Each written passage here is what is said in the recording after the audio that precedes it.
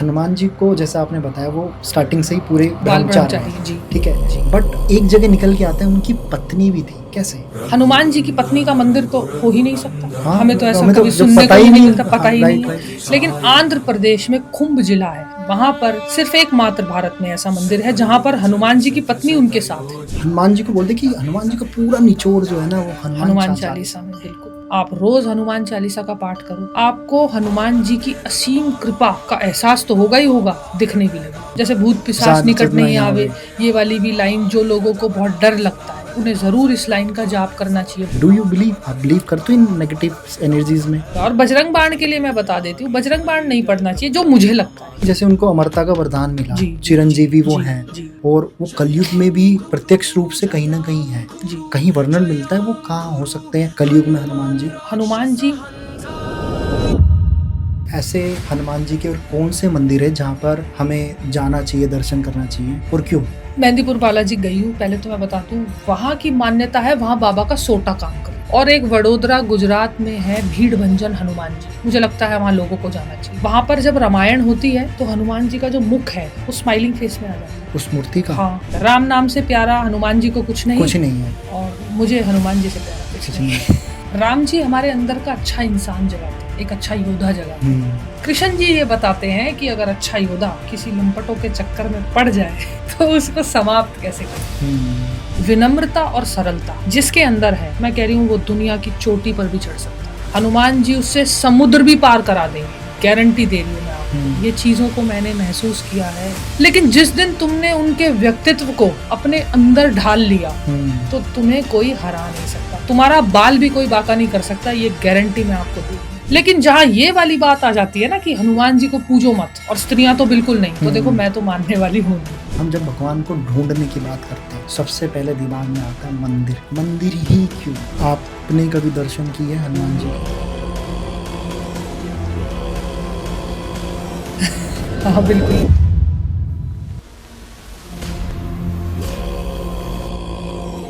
जय श्री राम।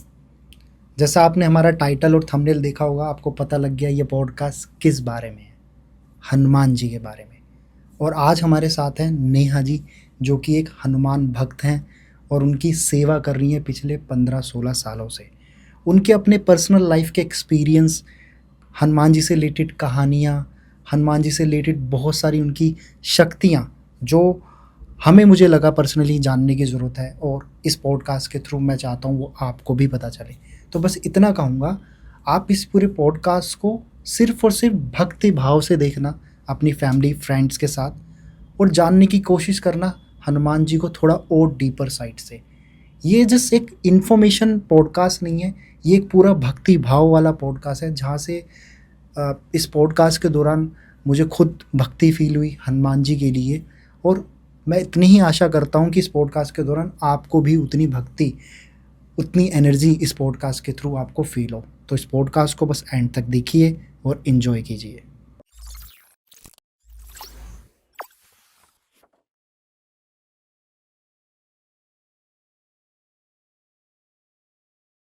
जय श्री राम नेहा जी, स्वागत है आपका पॉडकास्ट कुणाल शो में। जय श्री राम, जय बजरंगबली। जय बजरंगबली। कैसे हो आप? मैं बहुत अच्छी हूँ। और मेरे को कुछ चीज़, जब मैं आपसे ये पॉडकास्ट में, हम लोग ऑफ द कैमरा भी डिसाइड कर रहे थे क्या हम लोगों को हनुमान जी के बारे में बात करनी है, बट मुझे ऐसा लगता है कि जब हम हनुमान जी के बारे में सोचते हैं, विजुलाइज करते हैं या बात करने की कोशिश करते हैं, ऐसा लगता है वो कहीं ना कहीं जो पावर है, कनेक्टेड ब्लेसिंग उनकी फील होनी शुरू होती है। और माना भी जाता है कि जब हम हनुमान जी की चर्चा करें, खासकर जब हम भगवान राम की चर्चा करते हैं, तो वहाँ पे हनुमान जी खुद उपस्थित होते हैं। बिल्कुल। कितना सच है इसमें? बिल्कुल सच है। और सबसे पहले धन्यवाद आपका दिल से, आपने हमें यहाँ पे बुलाया और चर्चा हनुमान जी के ऊपर करनी है। ये मेरा हमेशा से फेवरेट टॉपिक रहा है, क्योंकि मैं हनुमान जी की बड़े सच्चे दिल से और सेवा करती हूँ। सच्चे दिल से इसलिए कह रही हूँ क्योंकि करती हूँ, और उन्हीं ने मुझे इजाज़त दी है। और जब आप किसी की भक्ति में एकदम लग जाते हो तो मुझे लगता है फिर इशारा भी वहाँ से आना शुरू हो जाता है। वो एक गाना किसी ने गाया था ना कि भक्त के वश में है भगवान, तो कुछ ऐसा ही है हमारा प्रोग्राम हनुमान जी के साथ। तो मैं उनको दिल से पूछती हूँ और दिल से उनकी सेवा करती हूँ। और मुझे करीबन 16-15 साल हो गए हैं उनकी भक्ति करती जी। हूँ। और अभी आपने जैसे बात की कि महसूस तो ज़रूर होता है। और देखो मैं सच बताऊँ, एनर्जी का एहसास आपको होता है। आप हनुमान जी की भक्ति करते हो तो आपको धीरे धीरे बजरंगबली मतलब आपको ऐसा फील कराने लगते हैं कि वो आपके साथ ही कि हैं। वो आपके साथ ही हैं। और ये साक्षात मैंने कई बार महसूस किया है। और ये और ये मैं एहसास, सिर्फ कहने के लिए नहीं कह रही हूँ, और ये जो एहसास है ये सबके लिए अलग भी हो सकता है। सबके लिए अलग हो सकता है। लेकिन हाँ, फील आपको एक्चुअली एक कृपा का एहसास होना ज़रूरी है।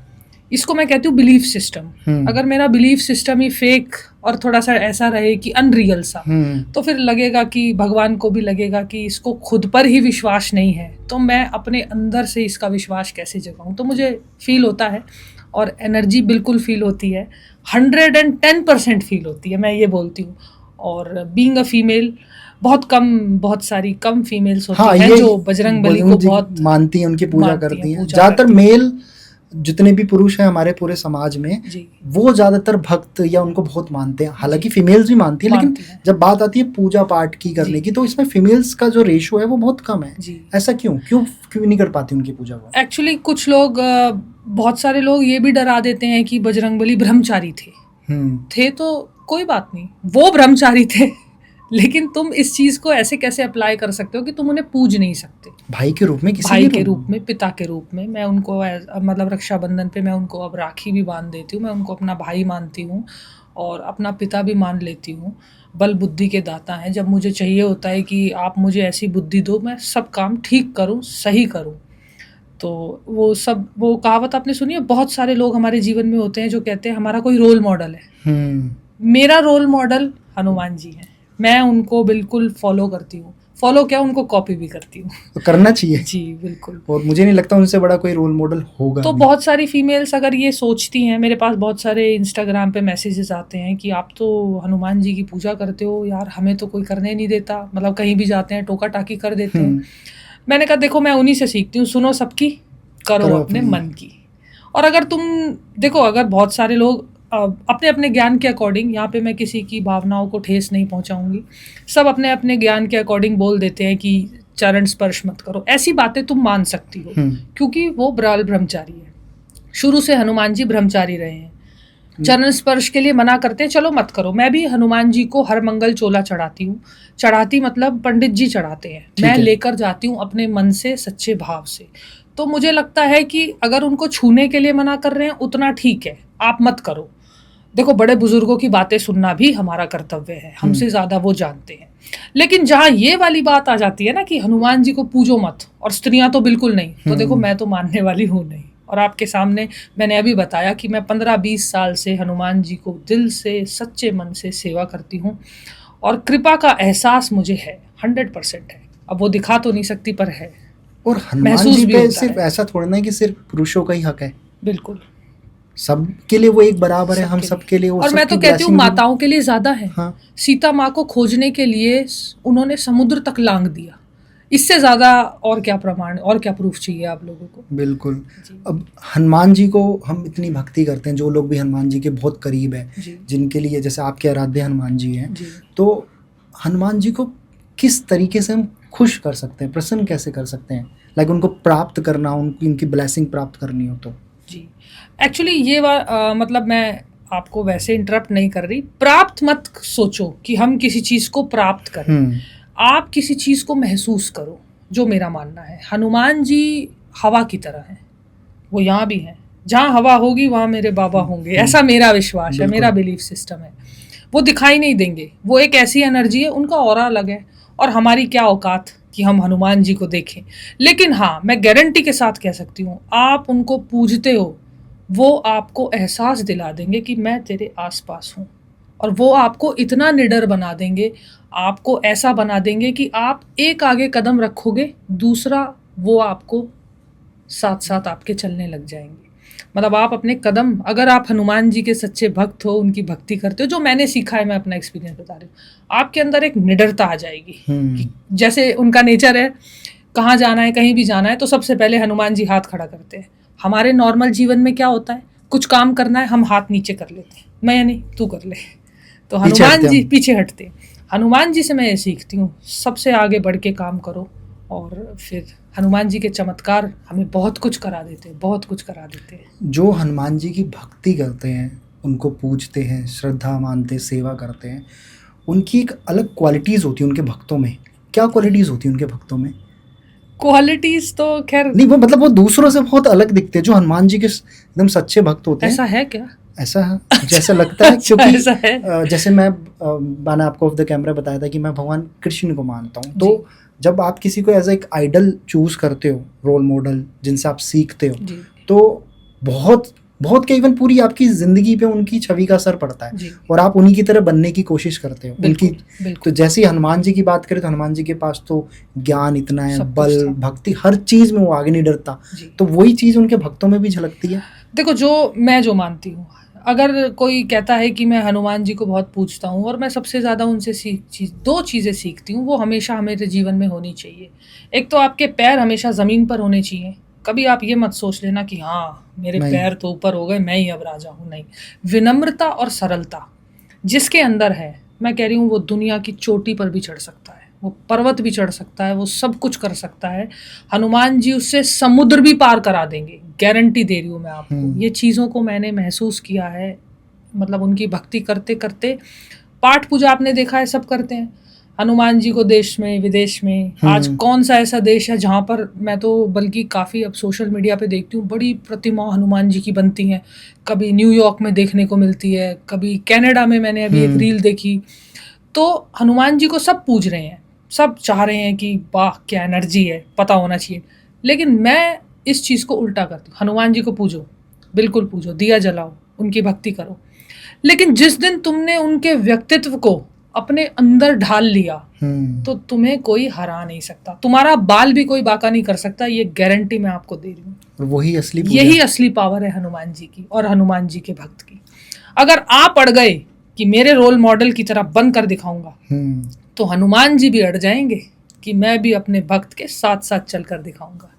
तो ऐसा मुझे उनसे सीखने को, मैं दो चीज़ें सीखती हूँ, सरलता और विनम्रता। जिसके अंदर है उसको दुनिया में कोई भी ताकत नहीं हरा और सकती। वही उनके पूरे कैरेक्टर को दिखाती है, दर्शाती है। इतने पावरफुल, इतने ज्ञान, जिनको पूरे ब्रह्मांड का ज्ञान है। देखो, विनम्र इतने हैं कि चरण में पड़े रहते हैं राम जी के। लेकिन अगर किसी ने छेड़ दिया तो लंका जलाए बिना वापस नहीं आएंगे, अपनी प्रचंडता दिखा देंगे। तो उनका जो जीवन जीने का नजरिया है और उनका जो कैरेक्टर है, उससे मैं बहुत प्रभावित हूँ। मतलब इंसान हो तो ऐसा जिंदगी जीने वाला, कि सीता माँ के पास जा रहे हैं, टेंशन इतनी है लेकिन हंसते खेलते हुए जा रहे हैं। राम जी को इतनी टेंशन है, लक्ष्मण जी को इतनी टेंशन है, लेकिन हनुमान जी एक लौते मैं देखती हूँ रामायण में जिनका मन कितना प्रसन्न है। अगर हम पॉजिटिव, अगर हम सीखना चाहें तो मैं 3-4 चीजें उनसे सीखती हूँ, सरलता, विनम्रता और प्रसन्नता। हनुमान जी को अगर आप पूजते हो तो पूजो, लेकिन इन 3 चीजों को अपने अंदर उतार लो। मैं कहती हूँ, दावा दे सकती हूँ मैं, तुम्हें दुनिया की कोई ताकत नहीं हरा सकती, क्योंकि तुम्हारे पीछे वो ताकत आ जाएगी। एक चीज़ थी जो मेरे को थोड़ा सा, जब मैं हनुमान जी के बारे में पढ़ रहा था, मुझे नहीं पता वो कितनी सच है कितनी झूठ है, इसलिए मैं आपसे क्लियर करना चाहूँगा कि हनुमान जी को, जैसा आपने बताया, वो बाल स्टार्टिंग से ही पूरे ब्रह्मचारी हैं, ठीक है, बट एक जगह निकल के आता है उनकी पत्नी भी थी। कैसे? सच में? हाँ बिल्कुल बिल्कुल। ये कहानी मैंने भी पढ़ी थी और हमारे जो पुराने धार्मिक ग्रंथ हैं उनमें भी इस चीज़ का वर्णन है कि उनकी पत्नी थी। अब ये बड़ी इंटरेस्टिंग बात है, अगर कोई समझना चाहे तो इसके पीछे एक छोटी सी कहानी है। बिल्कुल बिल्कुल, तो मैं आपको सुनाती हूँ। सूर्यदेव हनुमान जी के गुरु थे, ऐसा सब जानते हैं। तो हनुमान जी को जब वो विद्याएं सिखा रहे थे सूर्यदेव, पहले तो सूर्यदेव ने मना कर दिया था, क्योंकि हमारे हनुमान जी तो इतने नटखट हैं कि सूर्य को ही निगल गए थे। तो सूर्यदेव ने बोला, इसको कभी भी भूख लग गई है तो मुझे निगल जाएगा।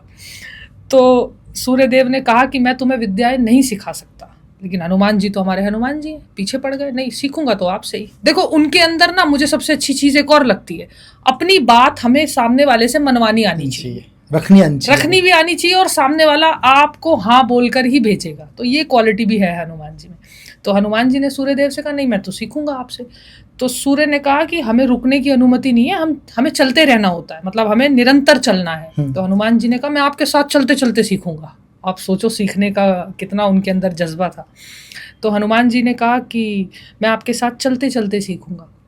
तो जब सूर्य देवता चलते गए उनको विद्याएं सिखाते गए, लेकिन 5 विद्या के बाद जब छठी विद्या सिखानी थी तो सूर्य देव ने कहा अब तुम्हारा विवाहित होना देखो बहुत ज़रूरी है उस विद्या के लिए। 9 विद्याएं सिखाई थी, लेकिन उनमें से एक विद्या ऐसी थी, उन्होंने कहा था आपका विवाहित होना बहुत ज़रूरी है। तो हनुमान जी ने तो वो तो बोले मैं तो बाल ब्रह्मचारी हूँ, ऐसा तो मुमकिन नहीं है, हो नहीं सकता, मैंने तो ऐसा कुछ कभी सोचा नहीं, मैं तो बस राम नाम का जाप करता हूँ, राम जी का नाम लेता हूँ, बस मुझे और जीवन में कुछ नहीं चाहिए। तो सूर्यदेव ने कहा कि मेरी जो एक पुत्री है उसका नाम है सर्वोचला, तो मैं उनसे तुम्हारा विवाह कराऊंगा, वो बड़ी तेजस्वी है लेकिन वो भी बाल ब्रह्मचारी है, मतलब ब्रह्मचारी है, ब्रह्मचर्य का पालन करती है। वो तुमसे विवाह करने के बाद कहीं पर अपनी तपस्या में लीन हो जाएगी। तो इस कहानी के उससे हमें पता चलता है कि हनुमान जी की एक पत्नी भी थी जिसका नाम था सर्वोचला और वो सूर्यदेव की पुत्री थी। अब एक और इंटरेस्टिंग बात, हनुमान जी की पत्नी का मंदिर तो हो ही नहीं सकता। हाँ, हमें तो ऐसा कभी सुनने को नहीं मिलता, पता ही नहीं है। लेकिन आंध्र प्रदेश में खुंब जिला है, वहां पर सिर्फ एकमात्र भारत में ऐसा मंदिर है जहां पर हनुमान जी की पत्नी उनके साथ है। और ऐसा कहते हैं जो विवाहित जोड़े होते हैं वो वहां पर जाएं, उनका आशीर्वाद प्राप्त करें तो हनुमान जी की असीम कृपा और उनकी पत्नी की असीम कृपा उन पर होती है। और उस मंदिर में उनकी उस पत्नी की भी पूजा साथ में ही होती है। साथ में होती है। पहला एक ऐसा मंदिर है आंध्र प्रदेश के कुंभ जिले में, पूरे वर्ल्ड में, इवन पूरे वर्ल्ड में। हाँ, हम कभी नहीं सुनते ना कि हनुमान जी, हम अपनी रामायण के 4 जो राम जी, सीता जी, लक्ष्मण जी, हनुमान जी, कभी 5वें का नाम ही नहीं सुना, सिर्फ 4 मेन कैरेक्टर्स हैं। तो लेकिन ये एक ऐसा मंदिर है जहाँ पर हनुमान जी की पत्नी भी है। ये मुझे भी काफ़ी इंटरेस्टिंग लगा था, इसके लिए मैंने अपने चैनल के लिए भी एक स्टोरी बनाई थी और काफ़ी लोगों ने बहुत लाइक किया था और बहुत लोगों ने उत्सुक होकर जानना चाहा था कि ऐसा तो हमने कभी सुना। बहुत लोगों ने जो वहाँ रहते हैं आसपास डेफिनेटली उस मंदिर को विजिट भी किया होगा। बिल्कुल, क्योंकि मैं भी आपके पॉडकास्ट के माध्यम से बोल रही थी, मैं भी बहुत उत्सुक हूँ जाने के लिए। कुंभ जिला, हाँ, आंध्र प्रदेश के कुंभ जिला। मंदिर का कुछ नाम? मंदिर का नाम तो नहीं है, बस हनुमान मंदिर है। वहाँ पर बस ये सुनने को मिलता है कि हनुमान जी के साथ जो विराजमान है वो उनकी पत्नी है। और मैंने एक बात वीडियो में सुनी थी, मुझे नाम याद नहीं आ रहा, शायद रवि जो अपनी पोइट्री करते हैं हिंदी की, रवि मुझे एग्जैक्टली नाम याद नहीं आ रहा उनका, हो सकता है मैंने गलत लिया हो। तो उनकी एक कहानी थी जिसमें उन्होंने बताया कि जब भगवान राम को कष्ट आता है, सोचो विष्णु अवतार जो है, विष्णु ही है खुद, वो किसके पास जाते हैं? हनुमान जी के पास। जी, ये ब्लेसिंग्स उन्होंने शायद अपनी सरलता और विनम्रता से पाई है। मुझे नहीं लगता इस धरती पे हनुमान जी जैसा विनम्र कोई है। मैं भी बहुत सारी कुमार विश्वास उन्होंने अपनी कहानी बहुत अच्छा बोलते हैं वो हनुमान जी के, बहुत अच्छे से सबके ऊपर ही बोलते हैं। खैर वो तो कुमार विश्वास, जब देवताओं को भी उसकी जरूरत थी जी। और आप देखो हर युग में ही मैं तो सुनती हूँ, जैसे हनुमान जी हमारे द्वापर युग में भी थे।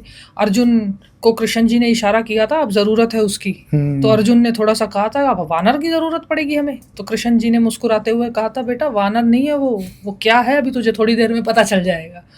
तो गीता में भी हनुमान जी को सुनने को मिलता है, रामायण में तो हनुमान जी हीरो। बहुत सारे लोग बोलते हैं ना कि रामायण के हीरो राम जी हैं, वैसे हनुमान जी मुझे इस चीज़ के लिए थोड़ा सा डांट सकते हैं, लेकिन मेरी नज़र में मेरे असली हीरो हनुमान जी है, क्योंकि उनके जैसा मैंने कोई ऐसा व्यक्तित्व आज तक जीवन में नहीं देखा जो विनम्र और सरल होके पूरी दुनिया जीत लेते हैं। आप देखो उसी का नतीजा है आज हनुमान जी के इतने मंदिर हैं और राम जी के मंदिर हैं, लेकिन हनुमान जी के इतने मंदिर हैं पूरी दुनिया में, अगर हम काउंटिंग पे भी ले आए तो मुझे नहीं लगता पूरे भारत में से कितने मंदिर निकल कर आएंगे, करोड़ों निकल कर आ सकते हैं। और वहीं पर बट जैसे होता है कि हनुमान जी को बिल्कुल पाना हो तो रसराज जी ने भी ये बात कही थी, आपने सुना होगा कि सिर्फ राम नाम। हाँ, ये तो सबसे सरल उपाय है, आपको कुछ नहीं करना, सारे दिन राम नाम का जाप करना है। और आपने नोटिस किया होगा बहुत सारे लोग मंदिर में जाके बोलते जय हनुमान, जय बजरंगबली, नहीं, आप बोलो करो जय श्री राम, राम राम, मतलब आप राम राम बोलोगे ना, अगर हनुमान जी ऐसे भी बैठे हैं मंदिर में, राम नाम सुनते ही एकदम से ऐसे हो जाते हैं, क्योंकि उनको राम नाम में लगता है कि राम नाम मतलब बना दे सबके काम। तो ये उनका एक पॉलिसी है शायद, मुझे लगता है। राम नाम से प्यारा हनुमान जी को कुछ नहीं है, और मुझे हनुमान जी से प्यारा कुछ नहीं है। हनुमान जी के पास बहुत सारी विद्याएं थी जी, शक्तिशाली भी थे, ज्ञान भी थे, बट क्या थी वो विद्याएं? थोड़ा सा आप मुझे बताएंगे कि उनके पास क्या कौन कौन सी पावर्स थी? जी, हनुमान चालीसा में वो लाइन हम सुनते हैं ना, अष्ट सिद्धि नौ निधि के दाता, असबर दीन न जानकी माता। तो ऐसा बोलते हैं कि हनुमान जी के पास 8 सिद्धियां थी, 9 निधियां थी। उसमें से अगर मैं कहूँ, अणिमा, लमिमा, महिमा, गरिमा, प्रतिमा, ईश्विष्ट, विशिष्ट। लेकिन इसको आजकल की यूथ कैसे जान पाएगी कि इसका मीनिंग क्या है? इसका मीनिंग क्या है? तो small, greatness, dignity, gain, influence, power, faith. तो ये सारी चीज़ें जिस इंसान के पास हैं, एक व्यक्ति के पास इस सब का पूरा भंडार है, तो आप सोचो वो व्यक्तित्व होगा कैसा। और फिर भी उसको हम ऐसा देखते हैं कि सरल और विनम्र, जो सिर्फ राम जी के चरणों में बैठे रहते हैं। Simple living, high thinking. तो आजकल की यूथ को जो हनुमान जी के पास जितनी भी सिद्धियां हैं, निधियां हैं, ये सीखने की ज़रूरत है। अगर आपके पास सब कुछ है, आप लोगों को इन्फ्लुएंस करते हो, आप लोगों का विश्वास भी जीतते हो, आप सरल हो, सरल तो नहीं कहूँगी, लेकिन अगर आपके पैर ज़मीन पर नहीं है और आपने जाते ही दिखा दिया कि मैं, तो मुझे लगता है वहीं पर बेड़ा गर्क होना शुरू हो जाता है। तो हनुमान जी से हमें सीखना चाहिए। इतनी सिद्धियां प्राप्त करने के बाद, इतने आशीर्वाद प्राप्त करने के बाद भी हमें देखने को मिलता है कि चरणों में ही रहते।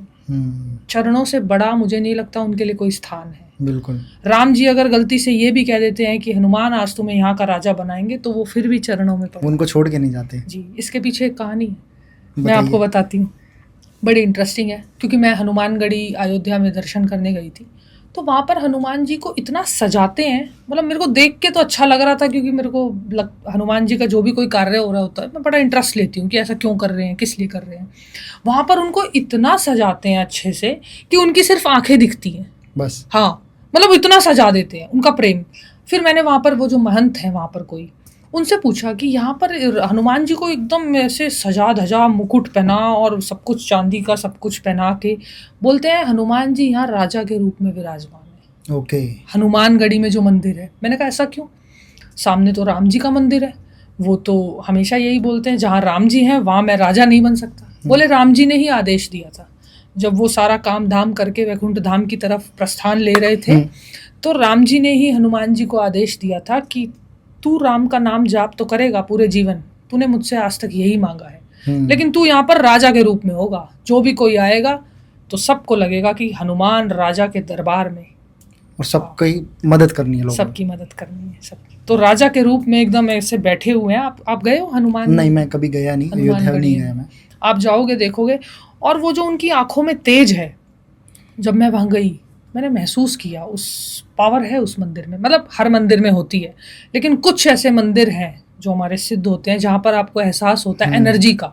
तो मुझे असली एनर्जी का एहसास हुआ हनुमानगढ़ी में, और काफ़ी मतलब वहाँ पर है कुछ एनर्जी मुझे फील हुई, और बहुत अच्छा लगा। बहुत अच्छा मंदिर है, आपको भी जाना चाहिए। बिल्कुल, हमारा कोशिश रहेगी जल्दी से जल्दी वहाँ विजिट करने की। बाकी राम जी के दर्शन करने के तुरंत बाद लोग वापस नहीं जा सकते। हनुमानगढ़ी एक और बात बताऊं, हाँ, हनुमानगढ़ी जाते हैं, राम जी के दर्शन करें, बहुत सुंदर मंदिर है, लेकिन आप वापस आपके कदम ही नहीं जाएंगे। आप मुझसे लिखवा लो ये बात, आपने राम के अगर दर्शन करे, आप हनुमानगढ़ी नहीं गए, ऐसा तो मुझे नहीं लगता कोई इक्का दुक्का हो जो कर दे, पर नहीं होता। आपके कदम ही उस तरफ ले जाते हैं कि अब हनुमानगढ़ी जाना है। किसी से पूछना नहीं है कि कहाँ जाना है, कहीं नहीं, हनुमानगढ़ी जाना है। तो वो आपके कदम ही ले जाते हैं, वहाँ पे वो पावर मैंने फील की।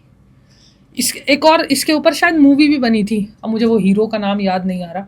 खैर, ये तो थोड़ी सी मजाक वाली या पता नहीं जो भी है, पर मेरे को सुन के अच्छा लगा था। वहाँ पर कुछ बहुत साल पहले बॉम्ब कुछ मिला था।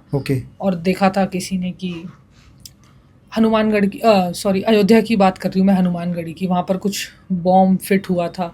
तो बाद में सबने ढूंढा, तो लास्ट में देखा कोई वानर वो वायर काट रहा है।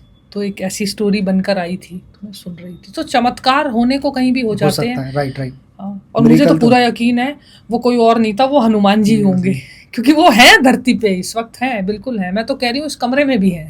और ये उनका पावर कहानियों में भी आता है कि जैसे उनको अमरता का वरदान मिला, चिरंजीवी वो हैं, और वो कलयुग में भी प्रत्यक्ष रूप से कहीं ना कहीं है जी। कहीं वर्णन मिलता है वो कहाँ हो सकते हैं कलयुग में हनुमान जी? बिल्कुल, हनुमान जी तो हैं कलयुग में। इसके पीछे एक स्टोरी है, लेकिन उससे पहले मैं आपको ये बताना चाहूँगी कि हनुमान जी गंधमादन पर्वत पर है, जो कि कैलाश पर्वत सबने सुना है बिल्कुल, लेकिन गंधमादन पर्वत नहीं सुना होगा ज़्यादातर लोगों ने। कैलाश पर्वत तो हर किसी ने सुना है। तो कैलाश पर्वत के दक्षिण दिशा में एक छोटा सा पर्वत है, वहाँ पर उसको बोलते हैं गंधमादन पर्वत। वहाँ पर हनुमान जी कहते हैं कि ध्यान मुद्रा में सिर्फ राम नाम का जाप करते हैं कलयुग में। बाकी इसके पीछे एक और इंटरेस्टिंग स्टोरी है कि हनुमान जी को वरदान दिया था। एक तो कहते हैं कि सीता माँ ने वरदान दिया था अमरता का कि अमर रहोगे, हमेशा अजर अमर रहोगे, क्योंकि वो इसके पीछे बहुत सारी 2-3 और स्टोरीज हैं, क्योंकि वो टीका माँ लगा रही थी, सिंदूर बोलते हैं जिसे हम। तो उन्होंने देखा और उन्होंने पूछा, अच्छा भोलापन देखो कितना है हनुमान जी में, हर चीज को नोटिस करते हैं तो पूछते हैं, मन में कुछ नहीं रखते, मन साफ है, तभी तो ज्ञानी है, तभी ज्ञानी, मन साफ है, पूछ लिया। अब बहुत सारे हमारे जीवन में हम इसका उल्टा करते हैं, हम कहते हैं अरे छोड़ो ना, क्या पूछना, छोड़ो निकलो चलो। लेकिन उनसे ही मैं ये सब चीजें सीखती हूँ कि भोलापन, विनम्रता, सरलता, प्रश्न पूछने का कॉन्फिडेंस, अगर आपको कुछ दिख रहा है तो पूछ लेना चाहिए। तो हनुमान जी ने सीता माँ से पूछा आप सिंदूर क्यों लगा रहे हो? उन्होंने बस एक लाइन बोल दी कि राम जी की लंबी आयु के लिए। बस इतनी सी बात सुन के उन्होंने पूरा सिंदूर अपने ऊपर, इसीलिए केसरी रंग जो उनको लेप लगाते हैं मंगलवार को, वो सिंदूर का जो लेप लगाते हैं मंगलवार को, वो प्रथा वहीं से चलती हुई आ रही है। तो हनुमान जी पूरा रंग कर आ गए। फिर बहुत सारे लोग बहुत हंसे और सब ने मतलब हंसी मजाक किया कि हनुमान तुम तो कितने भोले हो यार, पूरा सिंदूर लगा कर आ गए। लेकिन राम जी उस दिन, राम जी की आंखें थोड़ी सी गीली हो गई और उनको ऐसा एहसास हुआ कि कोई किसी से इतना प्रेम कैसे कर सकता है। तो हनुमान जी को राम जी ने गले लगा लिया। और वरदान की जहाँ बात रही, यहाँ पर एक और स्टोरी इसमें है कि इंद्रदेव जो थे उन्होंने अपना व्रज चलाया था। आपने देखा हनुमान जी की, इसको ठुड्डी बोलते हैं, बिल्कुल, वो थोड़ी सी क्रैक है, तो वो इंद्रदेव के व्रज से व्रज जब टकराया तो उनका मुंह सूर्यदेव को खाने के लिए हनुमान जी जब दौड़े तो पूरी पृथ्वी पर अंधकार चला गया। तो वायुदेव को लगा कि मेरे बेटे को इंद्रदेव ने व्रज मार दिया, तो वो गुस्सा हो गए। उन्होंने क्या किया, पृथ्वी की वायु रोक ली। अब वायु रोक ली तो सब मरने लगे, जितने भी पेड़ पौधे थे, जीव जंतु थे। तो सारे देवताओं ने मिलके इंद्रदेव से प्रार्थना की और बाकी वायुदेव से बोला कि आप वायु को छोड़ दो, हम आपके बेटे को अजर अमर का वरदान देते हैं। तो काफी देवताओं ने उनको वरदान दिया, देवताओं ने बहुत सारे वरदान मिले उनको, बहुत सारे आशीर्वाद मिले। मुझे लगता है उसी का निचोड़ है जो हमारे हनुमान जी आज धरती पर मौजूद हैं। तो ये बड़ी मुझे इंटरेस्टिंग स्टोरी लगी थी। ये पहले मुझे नहीं पता था, जब मैंने इस स्टोरी को पढ़ा कि इंद्रदेव ने जब व्रज मारा और वायुदेव को गुस्सा आया तो उन्होंने वायु रोक दी। तो ये स्टोरी से हम ये सीखते हैं कि हाँ, अजर अमर का वरदान उन्हें मिला था। बाकी सीता माँ तो उन्हें आशीर्वाद और वरदान देती रहती थी। राइट। अभी आप कुछ देर पहले बता रहे थे कि हमारे यूथ क्योंकि इवन हर किसी को अपनी लाइफ में सबके रोल मॉडल होते हैं। हनुमान जी आपके रोल मॉडल है, बहुत लोग के रोल मॉडल है, बट मैं बहुत सिंप्लीफाई करना चाहूँगा। अगर हमें हनुमान जी से कोई 5 बातें या कोई भी 5 चीज़ें सीखने को तो अनगिनत है, वो कभी पूरी नहीं हो, लेकिन फिर भी कोई 5 बातें हमें हनुमान जी से सीखनी हो तो वो क्या है? 5 बातें। सबसे पहले मैं उनसे सीखती हूँ कि हमेशा सहज रहो, विनम्र रहो, हमेशा झुके रहो। झुकाव में जो ताकत होती है ना, वो मैं बजरंगबली से सीखती हूँ। आप जहाँ झुक गए वहाँ आप उग गए। जहाँ आपने ये दिखा दिया अरे मैं हूँ, बाढ़ में जाए सब कुछ, वहाँ पर तुम्हारा जो ये थोतापना बोलती हूँ मैं इसको, वो दिख जाता है। हाँ, वो दिख जाता है। तो सबसे अच्छी बात झुकाव सीखती हूँ मैं उनसे। विनम्र रहो, सरल रहो। बहुत सारे यूथ को आजकल ये समझने की ज़रूरत है, अरे हम तो बहुत हाई फाई हैं। आप कभी भी देखना, तू जानता नहीं है मैं कौन हूँ, अरे तुझे पता नहीं है मैं कौन हूँ, मेरे पीछे सरकारें चलती हैं। आपने कभी हनुमान जी का कहानियों में सुना है, तू जानता नहीं है मैं किसका दूत हूँ? हमारे पीछे श्री राम है, कभी नहीं। बस ये बोलते हैं मैं राम जी का दूत हूँ, सेवक हूँ, बस उन्हीं की भक्त। तो ये मैं उनसे 2-4 चीज़ें सीखती हूँ। और प्रसन्न मन, जो आजकल के लोगों को ज़रूर सीखना चाहिए कि मन प्रसन्न रखो, इतनी टेंशन ना लिया करो। आजकल लोग बहुत स्ट्रेस लेते हैं, हर चीज़ का स्ट्रेस लेते हैं। जिंदगी को जीते कम है और गवाते ज़्यादा हैं सोचने में। और बहुत सारे, मैं तो बोलती हूँ कि इतना ज़्यादा भी तुम्हें सोचने की ज़रूरत नहीं है, क्योंकि एंड में देखो होता वही है जो राम रची राखा। बहुत सारे लोगों को मैं जानती हूँ जीवन में जिनकी सिर्फ सब्जी बदलती है। ध्यान से सुनना आप मेरी बात को। सुबह भिंडी खा ली, रात को दाल खा ली, दोपहर में तोरी खा ली। उसके अलावा उनके जीवन में सिर्फ उनकी सोच नेगेटिव तरीके से बस सोच में ही पड़े हुए हैं, कुछ नहीं बदल रहा, सिर्फ सब्जी बदल रही है। मैं सबको ये मैसेज देना चाहूँगी कि सिर्फ सब्जी मत बदलो, अपना जीवन बदलो। बहुत कुछ है जीवन में करने के लिए, आप दूसरों की मदद करो। हनुमान जी से मैं ये भी सीखती हूँ कि अपने से पहले जो सामने वाले को लेके चले वो सच्चा भक्त होता है, और भक्त से ज़्यादा वो सच्चा एक व्यक्तित्व होता है।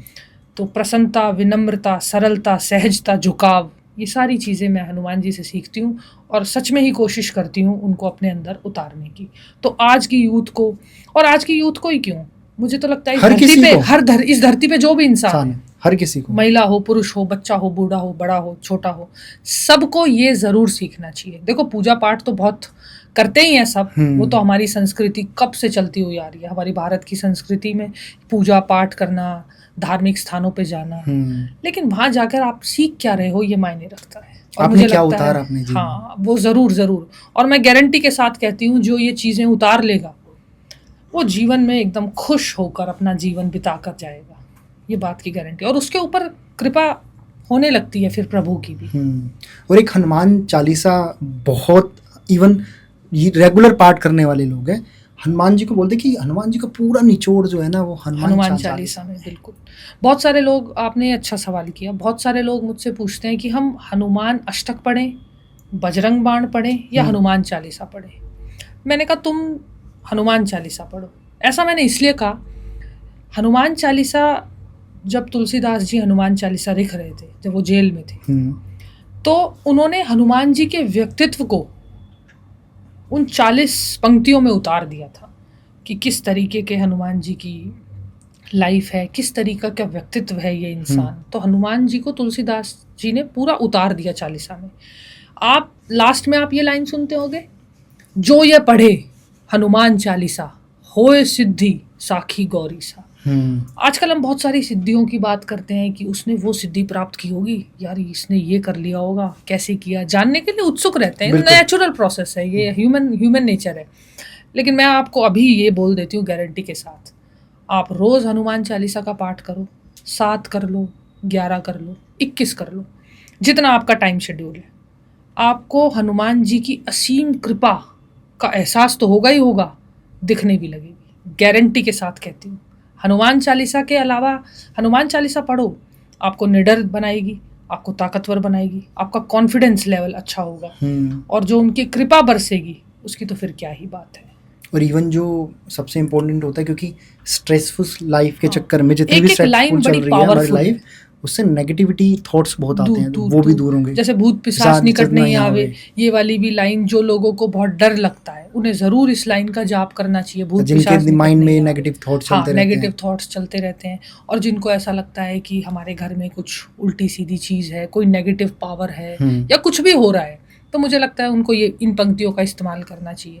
और लास्ट में इस पंक्ति को ज़रूर हमेशा ज़ोर से बोलना चाहिए, जो ये पढ़े हनुमान चालीसा होए सिद्धि साखी गौरी सा। अगर आप हनुमान भक्त हो तो आप अपने जीवन में खुद ही बदलाव देख रहे हो, तो मुझे कुछ कहने की ज़रूरत नहीं पड़ेगी, वो सामने खुद दिखेगा। जी, खुद दिखेगा। और बजरंग बाण के लिए मैं बता देती हूँ, बजरंग बाण नहीं पढ़ना चाहिए, जो मुझे लगता है, मैं अपना एक्सपीरियंस बता रही हूँ। बाकी बहुत सारे लोग बोलते हैं बताया जाता है कि वो उनको कसम देने के लिए है, मतलब उनसे कुछ काम कराने के लिए। इस चीज को मैं अगर प्रैक्टिकल तरीके से बताऊं, एक बल्ब है, एक छोटा बल्ब है, उसमें छोटी बिजली है, कम इलेक्ट्रिसिटी है, ठीक है। बजरंग बाण क्या है, बड़ा बल्ब, उसमें ज्यादा एनर्जी है। आप उसको पढ़ो, अगर आपने उसको पूरा ध्यान लगा के अच्छे मन से पढ़ लिया तो एनर्जी फट भी सकती है।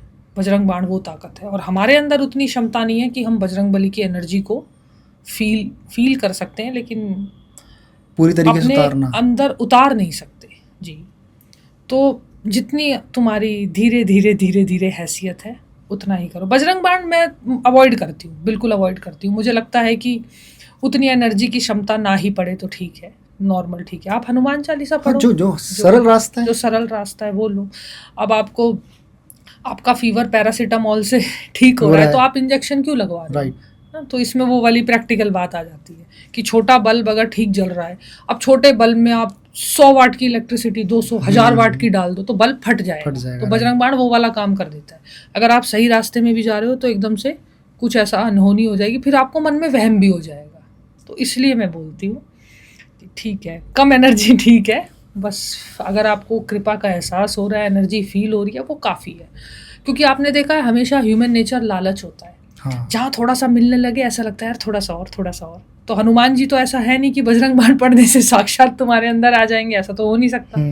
तो इसलिए थोड़ा लिमिट में रहो, और घर गृहस्थ वालों को थोड़ा कम पढ़ना चाहिए। और हम एज अ ह्यूमन नेचर की बात करें तो हम भगवान को, आप ये बात समझने की कोशिश करना कि हम भगवान को भी सिर्फ अपने लालच के लिए पूछते हैं। Use of most of the लोग कि मुझे ये चाहिए, कि मुझे ये चाहिए, लिस्ट बनाते हैं उनसे बेसिकली डिमांड करते हैं। क्या सही तरीका है? क्योंकि कुछ लोग कहते हैं क्यों नहीं मांगे, हमारे माँ बाप जैसे हम अपने माँ बाप से नहीं मांग सकते। कुछ कहते हैं कि नहीं, उनके प्रति सिर्फ समर्पित हो जाओ और जो उन्होंने बताया है उस रास्ते पे चलो, आपको सब कुछ मिलेगा। सही चीज़ क्या है? क्योंकि ज़्यादातर तो डिमांडिंग ही है। डिमांडिंग नहीं, इतना भी आप डिमांडिंग नहीं होना चाहिए जो मुझे लगता है, क्योंकि हर चीज़ की एक सीमा होती है, हर चीज़ की एक लिमिट होती है। आप मांगते हो हनुमान जी से? हनुमान जी से बुद्धि ज़रूर मांगती हूँ। अगर आप ऐसी चीज़ें मांग रहे हो, आप ये कह रहे हो कि मेरे पास 4 गाड़ियाँ हो, 4 मकान हो और मैं तो वो गलत हो जाता है। वो दे भी देंगे, फिर क्या कर लोगे? वो दे भी देंगे, क्या कर लोगे? पहले मैंने बोला ना, पहले समझो तो सही ये प्रोसेस, ये ब्रह्मांड चल कैसे रहा है, इस प्रोसेस को समझो तो सही। क्या एनर्जी है, क्या तुम्हें मिल रहा है, क्या तुम खो रहे हो, क्या तुम पा रहे हो, इस चीज़ को समझो। तो जब मैं सच में ईमानदारी से बताऊं, मुझे बहुत शौक था हर चीज़ का। मतलब मैं गाड़ियाँ, मतलब मेरे को बहुत शौक है गाड़ी चलाने का, लग्जरी गाड़ी चलाने का, और है भी मेरे पास। लेकिन मैं सच में ईमानदारी से कहूँ, देखो बजरंगबली यहीं बैठे हैं, मैं बदल गई हूँ, बहुत बदल गई उनकी भक्ति करने से। हाँ, मेरे जीवन में वैराग्य जिसे बोलते हैं, वैराग्य आ गया है। अब आपके लिए सब इक्वल है? अब इक्वल है। अब मेरे को लगता है कि ठीक है, नहीं हाँ, है ठीक है। मुझे लगता है कि अच्छा ऐसा भी होता है कि जिस चीज़ की चाह हो, और अब ऐसा लगता है कि नहीं, कोई अगर कुछ है तो ठीक है, कुछ नहीं है तो कोई फ़र्क नहीं पड़ रहा। मैं बजरंगबली को मतलब इतना अब समझने लगी हूँ, उनकी पूजा पाठ करती हूँ, तो मेरे को वो धीरे धीरे मेरे जीवन में आ रहा है। वो ब्लेसिंग जो है वो बदल रही है अंदर से। बदल रही है। और शायद मैं, आपने बोला ना आप क्या मांगते हो, मैं उनसे बुद्धि मांगती हूँ। मेरे से कोई गलत काम मत करवाना, क्योंकि मुझे पूरा कॉन्फिडेंस है कि नहीं करवाएंगे। जहाँ मैं उनको बोलती हूँ कि जब मुझे बुद्धि की ज़रूरत हो तो आप मुझे बुद्धि देना, मैं सही दिशा में चलूँ। और एक चीज़ और मांगती हूँ, मैं आज ही बोल रही हूँ, मैं बोलती नहीं हूँ, मेरे पैर हमेशा धरती पे रहें, वो बहुत ज़रूरी है। वो कभी घमंड ना। हाँ, और फिर मैं अपने आप को ये नहीं कह पाऊंगी कि मैं बाबा को पूजती हूँ, फिर तो मैं भीड़ का हिस्सा हूँ। तो मैं ये दिल से उनसे 2 चीज़ दिखाने वाले हो गए ना। हाँ, मैं बुद्धि मांगती हूँ कि मेरे को बुद्धि देना, मैं सही करूँ। मैं अगर गलत कर रही हूँ तो मुझे टोका टाकी कर देना, और वो करते भी हैं। देखो, मैं अपना एक्सपीरियंस, पता लग जाता है अंदर से कहाँ गलत बोला है, क्या गलत किया। और मेरे पैर हमेशा धरती पे रहे, मुझे 2 ही चीज़ें चाहिए। तो बस, क्योंकि मेरे को हमेशा पता है एंड इसका होना वही है, होगा वही जो राम रची रखा। तो हनुमान जी, जब अभी हम मेरे एकदम जस्ट माइंड में आई बात कि भूत पिशाच निकट नहीं आते। डू यू बिलीव, आप बिलीव करते हो इन नेगेटिव एनर्जीज में? हाँ बिल्कुल, एनर्जी होती है, नेगेटिव एनर्जी होती है। देखो, इसके पीछे एक स्टोरी पहले बता देती हूँ, और ये अपना एक थोड़ा सा एक्सपीरियंस भी बता देती हूँ। अहिरावण बहुत बड़ा मायावी था। बोलते हैं कि सारी विद्याएं, तंत्र मंत्र, काली विद्याओं का पूरा सब कुछ जानता था। तो वो धोखे से राम जी और लक्ष्मण जी को पाताल लोक ले गया। बिल्कुल। अब हनुमान जी को जब ये पता चला तो हनुमान जी एकदम, अच्छा, बाकी सब लोगों ने उनको रोका, पाताल लोक मत जाओ। हनुमान जी ने बोला कैसी बातें कर रहे हो, किसी और को कहा होता, मैं रुकने वाला नहीं हूँ, मेरे राम जी चले गए और तुम मुझे रोकने की बात कर रहे हो। तो हनुमान जी पाताल लोक पहुँच गए। तो जब हनुमान जी वहाँ पहुँचे तो वहाँ पर उन्होंने, कहते हैं पंचमुखी की, इसके मतलब लोग बोलते हैं ना कि पंचमुखी रूप हनुमान जी ने कब धारण किया, वो अब धारण किया। वहाँ पर द्वार पर हनुमान जी को किसी ने बताया था अंदर 5 दिए जल रहे हैं। तो देखो, कुदरत भी अपना करिश्मा लीला रचती है तो कैसे रचती है। तो किसी ने उनको बताया कि अंदर 5 दिए जल रहे हैं, और वो 5 दिए आपको एक साथ बुझाने हैं। तो हनुमान जी बल बुद्धि के दाता, बुद्धि लगाई। ऐसे नहीं है कि सीधा बस घुस जाओ, मार दो, फोड़ दो, तोड़ दो, ना ना ना, पहले दिमाग लगाया, प्रोसेस किया। आजकल कई चीजों में हमें देखने को मिलता है ना कि बस सीधा एंट्री मार लो, अपना काम हो जाएगा। नहीं, थोड़ा प्रोग्राम बना के चलना पड़ता है। तो हनुमान जी ने पूरा प्रोग्राम बनाया, बल बुद्धि के दाता बोलते हैं, बुद्धि लगाई, पंचमुखी रूप धारण किया और 5 दियों को एक साथ बुझाया। और वहां पर कहते हैं अहिरावण का वध हो गया। और फिर राम जी और लक्ष्मण जी को लेकर हनुमान जी वापस आ गए। अभी जैसे आपने बोला कि पंचमुखी रूप आप इन सब चीजों में मानते हो, ब्लैक मैजिक और जो ये तंत्र मंत्र होते हैं, नेगेटिव थॉट्स भी होते हैं, तो होते हैं। और बहुत सारे लोग बोलते हैं कि अगर आप पंचमुखी हनुमान जी को अपने द्वार पर रखते हो या कोई फोटो लगाते हो, तो जो भी कोई किसी गलत उससे आएगा तो कहीं ना कहीं उसका कटाव होगा। ये बात फैक्ट है। तो मुझे लगता है कि हाँ, ये सब चीज़ें होती हैं, नेगेटिव चीज़ें होती हैं। देखो, इस दुनिया में धरती है तो आसमान भी है, सूरज है तो चांद भी है, देवता है तो दानव भी है, और मित्र है तो दुश्मन भी है, और प्रेम है तो नफरत भी है। राइट।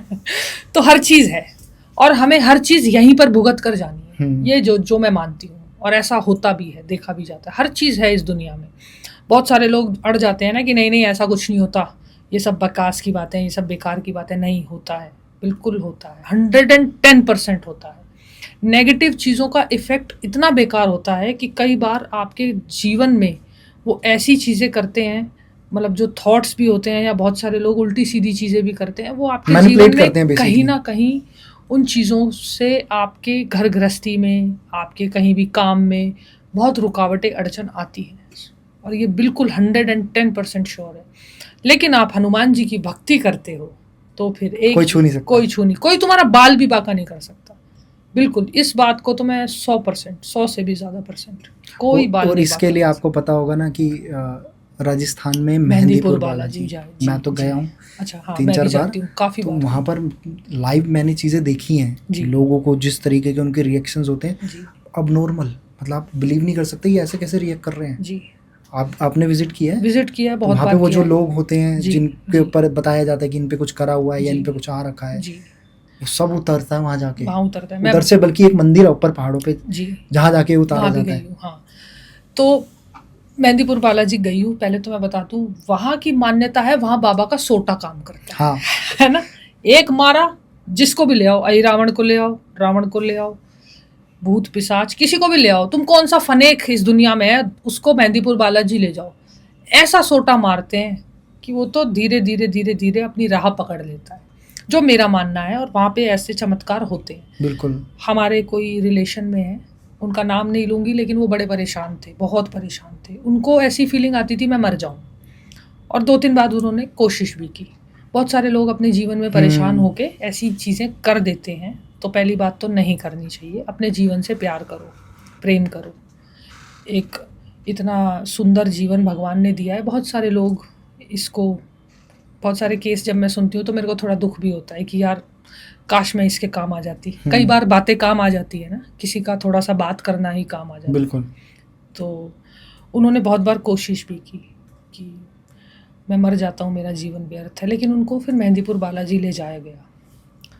तब उनके वहाँ से जीवन में, वो खुद ही बताते हैं, जो बदलाव आया।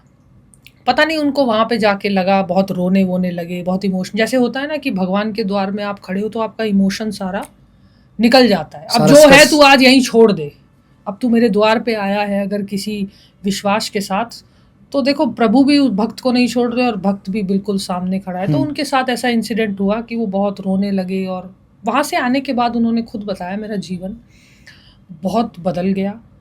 और पता नहीं वहाँ पर क्या चमत्कार हुआ उनके साथ कि उनकी सारी परेशानियाँ ठीक हो गई। और वो कहते हैं, अब मैं हर महीने, आप सोचो जिस इंसान को भगवान ने कहाँ से कहाँ बचा लिया, वो हर महीने मेहंदीपुर बालाजी जाते हैं। आंधी आए, तूफान आए, दुनिया पलट जाए, इधर की उधर हो जाए, मेहंदीपुर बालाजी जरूर जाते हैं। इसे कहते हैं भगवान पर विश्वास। अभी आपने मेहंदीपुर बालाजी के बारे में बताया, ऐसे हनुमान जी के और कौन से मंदिर है जहाँ पर हमें जाना चाहिए, दर्शन करना चाहिए, और क्यों? सबसे पहले मैं अपनी शुरुआत बताऊं? बिल्कुल। क्योंकि मुझे कम से कम 16-17 साल हो गए और आपने मुरादनगर नाम सुना होगा गाजियाबाद में। हाँ सुना है। तो वहाँ पर उस मंदिर में मैंने जब से जाना शुरू किया, इसके पीछे एक छोटा सा मेरा इमोशन भी है, आई थिंक मुझे वो बताना चाहिए। मेरी एक दोस्त है बहुत करीबी, तभी तो हम रिकॉर्ड कर रहे हैं पॉडकास्ट। तो मेरी एक दोस्त है बहुत करीबी, उनका नाम भी नेहा ही है। तो उनकी मदर को कैंसर था, तो काफ़ी अटैचमेंट था मेरा उनसे, बहुत ज़्यादा। एक होता है, मुझे ऐसा लगता है ये सब पिछले जन्म का करा धरा होता है। जो भी हमें किसी से अगर अटैचमेंट होती है तो वो सब पिछले जन्म के हमारे अच्छे कर्म होते हैं, जो हमारे जीवन में अच्छे लोग आते हैं। वो भी बहुत मानती थी मुझे। तो वो मुरादनगर में रहते थे। तो मुझे ऐसा लगता है कि उनकी मम्मी ने मुझे बजरंगबली से मिलवाया, क्योंकि मैं तो कभी सोचा नहीं था कि मैं वहाँ मुरादनगर गाज़ियाबाद में एक मंदिर है, मुझे क्या पता। तो जब मैं उनके घर पहली बार गई थी तो मेरी नज़र हनुमान मंदिर पे पड़ी। तो मुझे लगा कि उन्होंने मुझे दिशा दिखाई कि तू इस मंदिर में आ, तेरे जीवन के सारे कष्ट और सब कुछ दूर होंगे। तो अब उनको हो गया कैंसर, तो वो चली गई हैं। लेकिन वो मेरे को जिस तरीके से बजरंगबली से जोड़ के गई हैं, तो मुझे लगता है कि शक्तियाँ काम करती हैं। मुझे हमेशा ऐसा लगता है। आप मानोगे नहीं, मैं जब भी उस मंदिर में जाती हूँ तो वो पंडित जी हंसते हैं, फिर आ गई है चोला चढ़ाने। मैंने कहा मैं थोड़ी पीछा छोड़ने वाली हूँ इनका। और फिर वो उन्होंने एक दिन मुझसे एक सवाल पूछा कि आप ये चोला क्यों चढ़ाते हो। मैंने कहा आप क्यों पूछ रहे हो, ये मेरा मर्जी, मैं चढ़ा रही हूँ, मेरे को विश्वास है। कह रहे नहीं, मुझे कुछ गड़बड़ लग रही है। मैंने कहा अच्छा ऐसा क्या। फिर मैंने कहा कि मेरी एक मित्र हैं, उनकी जो मम्मी है वो गुजर गई, उनकी आत्मा को शांति मिले इसलिए मैं चोला चढ़ाती हूँ। आप मानोगे नहीं, वो इतने खुश हो गए पंडित जी। कह रहे आप उनके लिए चोला चढ़ाने आ रहे हो जो जीवन में अभी है भी नहीं। तो मैंने कहा हाँ। कह रहे क्यों। मैंने कहा ताकि उनकी आत्मा को शांति मिले। और ऐसे चली गई। मुझे बहुत मानती थी, उन्होंने बजरंगबली से मुझे मिलाया और एक कनेक्शन था। तो मुझे लगता है ये जितनी भी सारी शक्तियाँ हैं, जितना भी हमारा कनेक्शन है, कहीं ना कहीं से सब कनेक्टेड है। और कौन इंसान हमें कब क्या अच्छा काम करवा दे किसी को नहीं पता। तो मुझे लगता है कि अगर आप किसी के थोड़े से भी काम आ रहे हो ना, तो आप ज़रूर आओ। अगर आप किसी के लिए सच्चे मन से कुछ करते हो ना, मैं कहती हूँ आप दिया मत जलाओ, धूप बत्ती मत जलाओ, कुछ भी मत करो, वो देख रहा है। असली पावर है वो, असली पावर है। क्योंकि पूजा करने से भगवान कैसे प्राप्त हो सकते हैं, नहीं हो सकते। भगवान आपके मन और भाव को देखते हैं, और मुझे लगता है कि मैंने भगवान का मन जीत रखा है। बहुत अच्छी बात है। उनकी तो कृपा मुझे ऐसी आपके ऊपर फीलिंग है। लगती है। हाँ, लेकिन कि मैंने एक उनका मन जीत चीज रखा जो है हमेशा से, ये मेरा क्या बहुत लोगों का क्वेश्चन हो सकता है, हम जब भगवान को ढूंढने की बात करते हैं जी। या मानने की बात करते हैं, सबसे पहले दिमाग में आता है मंदिर। मंदिर ही क्यों लोग तो सब तो यही कहते हैं वो तो आपके इवन अंदर है, आपके आसपास है, लेकिन हम खोजने के लिए सिर्फ मंदिर ही जाते हैं। इसलिए क्योंकि हर चीज़ का एक प्लेटफॉर्म बनाया गया है। जैसे हमें मूवी देखनी है तो हम पिक्चर हॉल जाएंगे, और हमें स्कूल पढ़ना है तो हम स्कूल जाएंगे, हमें कॉलेज पढ़ना है तो हम कॉलेज जाएंगे। अब हमें शांति और पाठ पूजा धूप बत्ती जलानी है तो हम मंदिर जाएंगे। पर आपने बिल्कुल ठीक कहा, परमात्मा स्वयं तुम्हारे अंदर है, बस हमें उसे फील करने की जरूरत है, महसूस करने वो शायद एक जगह है जहाँ पे जाके आप मेडिटेशन पॉइंट पे जाके जैसे हर चीज की एक जगह बनाई हुई है। राइट। जैसे लॉयर्स कोर्ट में जाएंगे, हाँ। पुलिस अपने स्टेशन पे रहेगी, डॉक्टर अपना हॉस्पिटल्स में रहेंगे। तो वैसे ही मंदिर में भगवान है, तो आप वहाँ उनको जाकर पूजो, महसूस करो। लेकिन आपने बिल्कुल सही कहा कि परमात्मा स्वयं तुम्हारे अंदर है। तो परमात्मा हमारे अंदर है, बस केवल हमें अपने मन की आंखों से उन्हें देखने की ज़रूरत है। आपको कहीं जाने की ज़रूरत नहीं है। हम मंदिर की बात कर रहे थे जी। एक तो आपने बताया भी मुरादनगर में। हाँ, मुरादनगर। मैं इसमें ये बोलना चाहूँगी कि मुरादनगर गाजियाबाद में, ठीक है, सिद्धपीठ मंदिर है हनुमान जी का। मुझे लगता है वहाँ लोगों को जाना चाहिए, चमत्कार होते हैं, बिल्कुल होते हैं। और मैं जब भी वहाँ से लौटी हूँ, मेरे साथ हमेशा अच्छा ही हुआ। और मैं हमेशा अगर कभी दुखी मन से भी गई, वैसे तो मैं दुखी मन से नहीं जाती, पर होता है कभी कभी आप मूड ठीक नहीं है, ऐसे ही चले गए बस दर्शन करने। लेकिन मैं वहाँ से जब लौटी हूँ तो कुछ अच्छा मेरे को एहसास हुआ है, फील हुआ है, कृपा का एहसास हुआ है। तो मुरादनगर गाज़ियाबाद में जो मंदिर है, वहाँ से मेरी जर्नी शुरू हुई। वहाँ लोगों को ज़रूर जाना चाहिए, और बहुत ही शानदार मंदिर है। मतलब और कुछ मंदिर जैसे बहुत सारे, एक मैंने आपको बताया अयोध्या में हनुमान गढ़ी, वहाँ भी सबको जाना चाहिए। वहाँ पर हनुमान जी राजा के रूप में विराजमान हैं, तो राजा को देखने जाना चाहिए। और हमारे राम जी भी वहाँ हैं। और एक आपने देखा कनॉट प्लेस में, सीपी में, प्राचीन हनुमान मंदिर जिसको बोलते हैं, मुझे लगता है वहाँ पर वो जो बड़े वाले हैं, नहीं वो करोल बाग में, हाँ वो करोल बाग में, सॉरी। सीपी में है एक प्राचीन हनुमान मंदिर, बड़ा ही मान्यता है। और मंगलवार को आप मानोगे नहीं, सीपी तो पूरा ट्रैफिक से ब्लॉक होता ही होता है। मंदिर में बता रही हूँ मैं 2 किलोमीटर तक पूरा लाइन लगी होती है, और लोग चाहे रात के 11 बज जाएं 12 बज जाएं दर्शन कर, अगर एक बार लाइन में लग गए तो वो मुड़ के वापस नहीं जा सकते। फिर हनुमान जी से आपका कनेक्शन जो होता है ना, वो आपको अंदर खींच के ही रहते हैं। या तो जाओ मत, और जा रहे हो तो फिर आप सीधा अंदर जाओगे, वहाँ की बड़ी मान्यता और है। एक मरगट वाले बाबा भी आपने सुना होगा, जो कश्मीरी गेट के पास हाँ, है। मरगट वाले बाबा, मेरे काफी दोस्तों ने बोला कि आप वहाँ जरूर जाओ। मैं वहाँ कभी गई नहीं, और मैं सच बताऊं मेरा सच में ही मन है, और आपने एकदम से बोल दिया। और एक वडोदरा गुजरात में है भीड़ भंजन हनुमान जी, मुझे लगता है वहाँ लोगों को जाना चाहिए। वहाँ किस रूप में पूजे जाते हैं वो? भीड़ भंजन हनुमान जी वो हमारे सारे कष्टों को हर लेते हैं। और मैं अभी थोड़े दिन पहले, करण नाम है उनका, करण लाड, उनको सब कहते हैं कि हनुमान जी के लाडले। एक तो उनके नाम के पीछे लाड है तो लाडले। तो उन्होंने मुझे बताया था, और वो मेरे लिए बड़ी ही सुंदर एक फोटो लेकर आए थे भीड़ भंजन हनुमान की। मैंने उनके साथ पॉडकास्ट किया था, तो उन्होंने बोला था मैम आप एक बार इस मंदिर में ज़रूर जाइएगा। वहाँ पर जब रामायण होती है तो हनुमान जी का जो मुख है वो स्माइलिंग फेस में आ जाता है उस मूर्ति का। हाँ, मैंने उनको बोला अच्छा ऐसा पॉसिबल है क्या? बोले बिल्कुल है मैम, हमने तो साक्षात देखा। उन्होंने मुझे तस्वीरें भी दिखाई हनुमान जी के पैरों की, क्योंकि मैंने उनसे पूछा भी कि ये सब सच में ऐसा है? कह रहे एक्सपीरियंस है, तभी तो फोटो संभाल के रखा है। तो पैरों की फोटो दिखाई। और भीड़ भंजन हनुमान जी में जो मुख है उनका, एक तो स्माइल का हमेशा ऐसा होता है, ऐसा है ना, बाकी ऐसा होता है थोड़ा सिंपल, अंदर की तरफ सिंपल। तो एक फोटो में वो बिल्कुल ऐसे सिंपल है, लेकिन जब रामायण शुरू होती है, कोई भी वहाँ पर रामायण का पाठ कराते हैं तो वो हल्के से मुस्कुराते हैं। तो आई थिंक ये सब लोगों का विश्वास है, बिलीफ है, इसीलिए वो कहते हैं ना जहाँ जिसको मोती मिले उसको लगता है यही मेरा सागर है। तो मुझे लगता है मेरा मोती मुरादनगर गाजियाबाद में है, और वहाँ मैं जब भी जाती हूँ और मेरे को एनर्जी तो फील होती है, पावर का एहसास होता है, और हमेशा दिल खुश हो जाता है मेरा कि मेरे बजरंगबली मेरे साथ हैं, कोई मेरे साथ हो या ना हो। इसलिए रामायण करते समय भी जब उनका आसन अलग से लगाया जाता, तब भी कथा होती है, भगवान राम की चर्चा होती है, उनका एक आसन अलग से हमेशा लगता और मानते हैं लोग कि खुद हनुमान जी आते हैं जी, बिल्कुल, और सुनते हैं वो कथा पूरी। बिल्कुल। मैं आप आज के बाद से, जैसे आपने क्वेश्चन किया, बड़ा अच्छा सवाल है आज, अब से आप कभी भी आपके आसपास रामायण हो तो आप नोटिस करना, मतलब हम ये सारी चीजें ना बाद में जब गहराई से कभी लेटे हो खाली में, कभी तब आती हैं ये चीजें, जब उसको अपनी माया रचनी होती है तब उनको रचनी होती है। बाकी हम कहाँ सोचते हैं कौन आया कौन नहीं आया, सब आए बैठे चले गए। लेकिन आप कभी भी सोचना, जब आपने एक आसन लगाया, राम जी का तो लगता ही लगता है, आपने हनुमान जी का आसन लगाया, वो खाली है, लेकिन वो कब आकर वहाँ पर विराजमान हो जाएंगे उस चीज़ का अंदाज़ा तो मुझे नहीं लगता कोई लगा सकता है, पर वो आते ज़रूर है, ये गारंटी।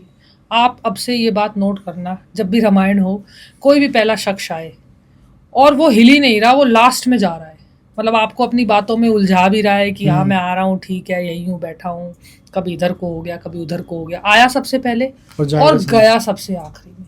तो मुझे लगता है कहीं ना कहीं उसकी लीला और कृपा बरसती है, बिल्कुल बरसती है, क्योंकि वो किसी भी रूप में आ सकते हैं। अब देखो भगवान का एक ऑरा है, भगवान है, वो हर किसी के डोरबेल नहीं बजा सकते, हाँ मैं आ गया। भगवान आपको कहीं भी किसी भी रूप में मिल सकते हैं, इसीलिए सब मैं बोलती हूँ सबकी इज्जत करनी। आपके लिए कौन है भगवान, कैसे नजरिए से देखते हो आप?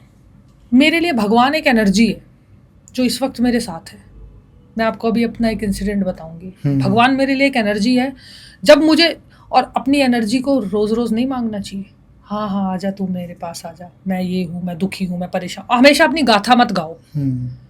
जब आपको लगे कि हाँ अब मुझे तेरी ज़रूरत है, तब वो आते हैं, और इसी को मैं कहती हूँ यही असली भगवान है। आपके अंदर आप सारा दिन किसी चीज़ की डिमांड नहीं कर सकते, आप सारा दिन मांग नहीं सकते मेरा ये हो गया, मेरा वो हो गया। भगवान के पास इतना टाइम नहीं है, इतनी करोड़ों की जनता बैठी है। आप मांगो भी इस तरीके से कि उसे आना पड़े, ये मैं कहती हूँ बिलीफ सिस्टम इन गॉड। एक बार मांगो ऐसा, हाँ एक बार ऐसा मांगो। अब इसका एग्जाम्पल लो ना आप, द्रौपदी की किस चीज़ की कमी थी उसके पास, कितना कृष्ण जी को वो कितना पूछती थी। आप तो कृष्ण जी को बहुत मानते हो, आपने बताया आपके इष्ट देव हैं कृष्ण जी, तो आप बहुत मानते हो। द्रौपदी कभी कुछ नहीं मांगा जिंदगी में, कभी कुछ नहीं मांगा, क्योंकि सब कुछ था। और बहुत सारे लोग सब कुछ होने के बाद भी कहते हैं हाय भगवान, हाय भगवान, हाय भगवान। भगवान भी कंफ्यूज है, मैं करूं क्या। तो द्रौपदी ने जब उनके ऊपर चीरहरण हुआ, आप देखो कितनी, मतलब इसको मैं थोड़ा सा इमोशनल अपने आप से कनेक्ट भी करती हूँ, कितनी अजीब बात है। लोग बुरी चीज के लिए नहीं उठ रहे, जो गलत हो रहा है उसके लिए नहीं उठ रहे, तो किसको आना पड़ा? भगवान को। इंसानों की इतनी औकात नहीं है कि तुम्हारी बहू का, तुम्हारी बेटी का, तुम्हारी लड़की का चीरहरण हो रहा है कि उठकर बचाएं, और सब मजा ले रहे हैं, बैठे हैं। किसी के अंदर इतनी हिम्मत नहीं है। इतने बड़े वो हो गए, इतने बड़े योद्धा हो गए। मतलब मैं इस चीज को अपने लिए कनेक्ट कर रही हूँ, मैं कोई ऐसे नहीं सोच रही। पूरा जीता जागता समाज का सिनेरियो है, एक एग्जाम्पल है हम सब के लिए। लेकिन सब बैठे हैं, कोई नहीं आया। लेकिन द्रौपदी ने आवाज पुकारी, भगवान श्री कृष्ण आए और उन्होंने ऐसी लीला रची, सबको जवाब मिल गया कि धरती पर तो मैं ही राज करूंगा। तो अब मुझे लगता है ये सारे जितने भी एग्जाम्पल्स हैं, ये जितने भी उदाहरण हैं, ये हमारे अंदर का मुझे लगता है बिलीफ सिस्टम जगाते हैं। और जिनका जग जाता है अच्छी बात है, जिनका नहीं जगता फिर वो ये सोचते हैं कि वो नास्तिक हो जाते हैं, हम नहीं मानते। मैं आपको गारंटी के साथ कहती हूँ, आप इस कप को ही ले लो, आप 20 साल तक इसको पूजा करते रहो, इसमें एनर्जी आ जाएगी। मैं शर्त लगाने के लिए कि एनर्जी, ये खुद साइंस भी मानता है कि हमारे अंदर ही है। हम जिस तरीके से एनर्जी देते हैं वैसे ही हमें मिलती है। जैसे आजकल बहुत सारे लोग कहते हैं ना कि यार उसके पास इतना सब कुछ है, इसने कैसे तो प्राप्त किया होगा। हाँ किया होगा, बिल्कुल किया होगा, तभी तो है। उसे कहते हैं गुप्त ज्ञान, गुप्त। तो चीज़ों को गुप्त रखना भी ज़रूरी होता है। कोई चीज़ अगर आपके पास है, उस चीज़ का गुरूर मत करो, उस चीज़ को प्यार से अपने पास, ना ज़्यादा उसको शेयर करो, ना ज़्यादा उसको शेयर करो। तो एक बड़ा अच्छा एग्जाम्पल है कि एक आदमी 20 साल तक एक पहाड़ तोड़ रहा था, 20 साल तक। उस आदमी ने जिद लगा ली कि पहाड़ रास्ता नहीं दे रहा, तो उसने 20 साल उस पहाड़ को तोड़ा। तो पहाड़ ने ही हाथ जोड़ लिया, भाई तुम, मैं तेरे रास्ते से हट रहा हूँ। देखो आप, इंसान में कितनी ताकत है, बिलीफ सिस्टम कितना ज्यादा काम सिर्फ एक हथौड़ा, और उससे सिर्फ एक हथौड़े। 20 साल बहुत होते हैं। 20 साल 20 दिन नहीं होते। 20 सालों में तो पता नहीं दुनिया इधर की उधर हो जाती है। कोई तो टपक भी लेता है, कोई नहीं, बहुत। हाँ, तो बिलीफ सिस्टम देखो आप। तो पहाड़ ने ही हाथ जोड़ लिए कि तू जा, मैंने तेरा द्वार खोल दिया। तो आई थिंक हमें अपना मन सच्चा और पक्का करने की जरूरत है। Nothing is impossible. और जहाँ हनुमान जी है, मैं तो कहती हूँ कुछ इम्पॉसिबल हो ही नहीं सकता। आपने कभी दर्शन किए हनुमान जी के? हाँ बिल्कुल किए हैं। ये बताना है? मैं चाहता हूँ कि लोग, क्योंकि मुझे लगता है शायद सबका नज़रिया अलग है उनको देखने का। आपने किस नज़र से देखा, किस तरीके से आपको उनके दर्शन मिले? क्या सच में जैसा फोटोज में हमें दिखाया जाता है, पिक्चर्स में दिखाया जाता है उनके स्वरूप को, उस तरीके से, या कुछ अलग? थोड़ा सा अलग हो सकता है, लेकिन इतना भी नहीं। लेकिन जो मेरा उस दिन एक्सपीरियंस था, और जो मेरे अंदर का बिलीफ सिस्टम था, और जो मेरे अंदर की श्रद्धा है, जिसे कोई नहीं मार सकता। मैं तो कहती हूँ स्वयं हनुमान जी भी नहीं कह सकते कि तू मुझे मत मान, अब तेरा कुछ नहीं हो सकता। मैंने कहा हिम्मत है तो कह के दिखाओ। मेरा मन, मैं तुम्हें मानूं, तुम मेरी कृपा, तुम मेरी भक्ति को स्वीकार करो या ना करो, लेकिन मैं तो करूंगी ना। तो मैंने 40 दिन के व्रत रखे थे हनुमान जी के, बिना नमक के, मतलब नमक वमक नहीं खाना। अच्छा, खाने में कोई खाना सिर्फ मीठा खाना है। कहते हैं हनुमान जी को मीठा पसंद है, घी चूरमा, दही चूरमा। तो व्रत अगर उनके ऐसे रखो श्रद्धा से तो अच्छे होते हैं। तो मैंने रख लिए, 40 दिन के व्रत रखे थे। तो साक्षात हनुमान जी ने मुझे दर्शन दिए, इसमें कोई दो राय नहीं है। अब इस चीज़ को दो तरीके से ले सकते हैं। अभी जैसे आपने कहा कि जैसे हनुमान जी दिखते हैं, क्या जैसे ऐसे ही दिखे होंगे? हो सकता है ऐसे ही दिखे हों, लेकिन उस समय उस कमरे में कुछ एनर्जी थी। इस चीज़ की गारंटी मैं आपको दे सकती हूँ। एनर्जी मतलब ऐसी एनर्जी जिसने मुझसे कहा कि मैं तेरे साथ हूँ, तू टेंशन ना ले, मैं तेरे आस पास हूँ, तूने मुझे जीत लिया। अगर कोई एनर्जी आपसे कह रही है, अगर मतलब, और सच में मैंने ऐसा कभी सोचा नहीं था। मैंने कोई ऐसे नहीं सोचा कि मैं तो व्रत रख रही हूँ और मेरे साथ तो मिरेकल्स हो जाएंगे या ये हो जाएगा वो, ऐसा कुछ भी नहीं सोचा था। तो सडनली हनुमान जी, मैं आपको बता ही देती हूँ क्या हुआ था। जी। उसमें कोई, मेरे को ऐसा नहीं लगता नहीं बताना चाहिए। ये उन लोगों के लिए भी मैसेज है जो कहते हैं हनुमान जी की पूजा नहीं करनी चाहिए फीमेल्स को। तो मैं सो रही थी रात को 3 बजे, तो हनुमान जी ने साक्षात मुझे दर्शन दिए। सीधा दीवार पर एक पूंछ मुझे लंबी दिखाई दी। ये और मैं सपने में, मतलब मैं सपना भी नहीं कहूँगी, हाँ मैं जग गई थी। और जगी कैसे थी अब ये सुनो। ये आपके लिए थोड़ा सा हो सकता है। मैं पलट के सो रही हूँ, हनुमान जी की, मतलब अब एक एनर्जी की आवाज़ बोल सकते हो आप, हनुमान जी की थी या नहीं थी मुझे नहीं पता। एनर्जी ने बोला कि मैं आ गया हूँ, तू सो रही है, मैं आ गया हूँ। तो मैं एकदम से उठ गई। अब सडनली रात को 3 बजे आपको ऐसी आवाज़ आई कि देख मैं आ डर तो गया जाएगा हूँ, इंसान।